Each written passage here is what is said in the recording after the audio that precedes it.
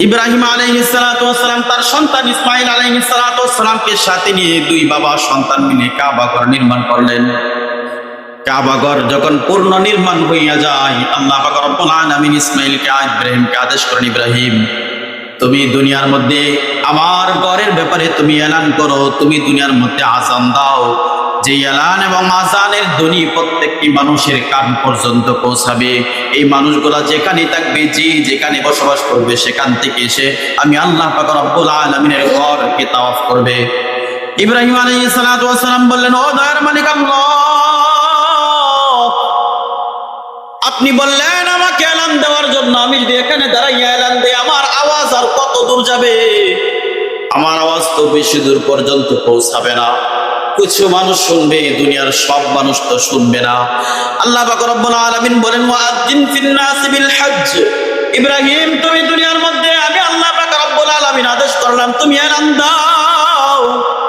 মানুষের কান পর্যন্ত কি করে পৌঁছাবে, কিভাবে পৌঁছাবে, এটা আমি আল্লাহ তাআলার বিধান, আমি আল্লাহর ইচ্ছা, আমি আল্লাহ কি করে পৌঁছাবে এটা আমি আল্লাহর দায়িত্ব।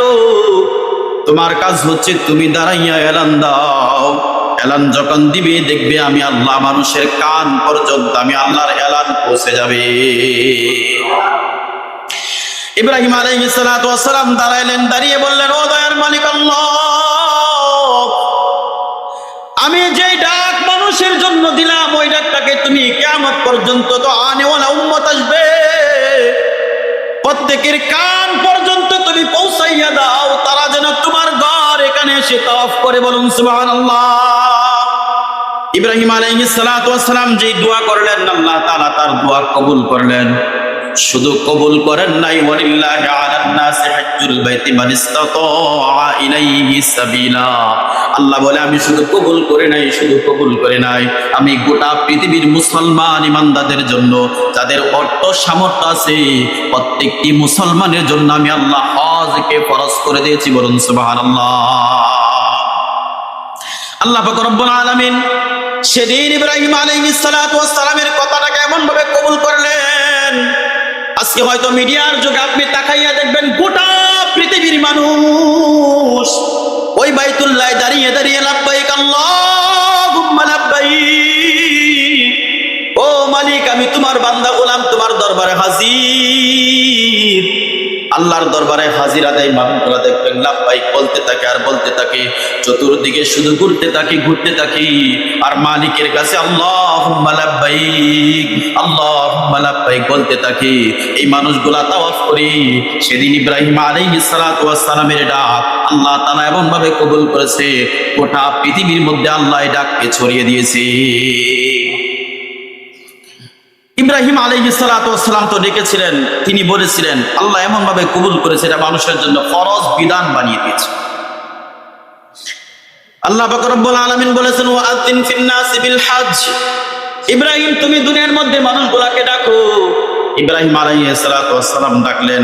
এই আয়াতের মধ্যে আল্লাহ তাআলা আরো কিছু কথা বলেছেন, ইয়াতুকা রিজাল, আল্লাহ বলে মানুষগুলা পায়ে হেঁটে হেঁটে তারা কাবা ঘর জিয়ারত করবে।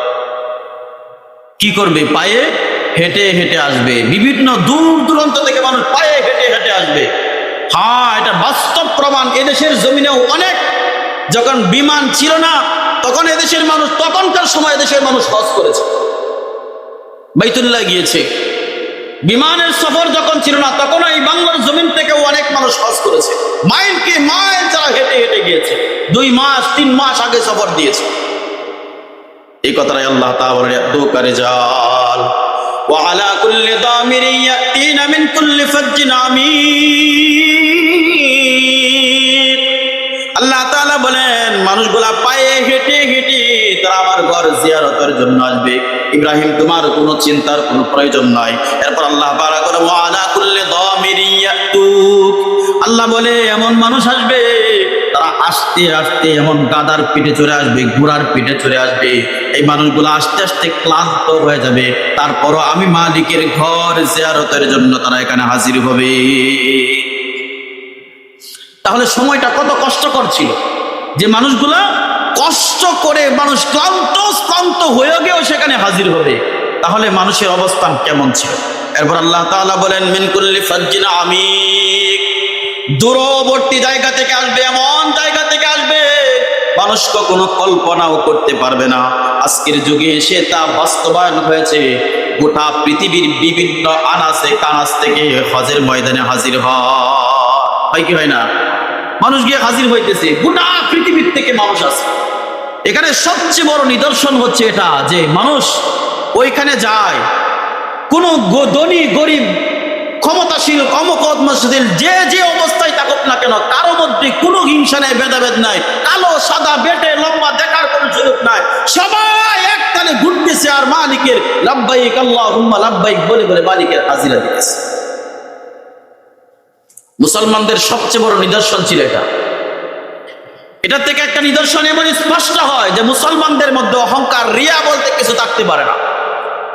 মুসলমান এমন এক জাতি যে মুসলমান সবাই বাই বাই হয়ে কাঁধে কাঁধ মিলিয়ে চলবে, সে নিম্ন স্তরের হোক বা উপর স্তরের হোক, দেখার কোনো সুযোগ নাই। মসজিদ গুলাও এমন হওয়া দরকার, এমনই হওয়া উচিত, এমনই থাকা উচিত। জায়গা কারো জন্য নয়, মসজিদে যে যখন যেখানে আসবে সেখানেই বসবে, কারো জন্য জায়গা ফাঁকা থাকবে না। এটাই হলো মসজিদের আদব, এটাই হলো মসজিদের নিয়ম ছিল।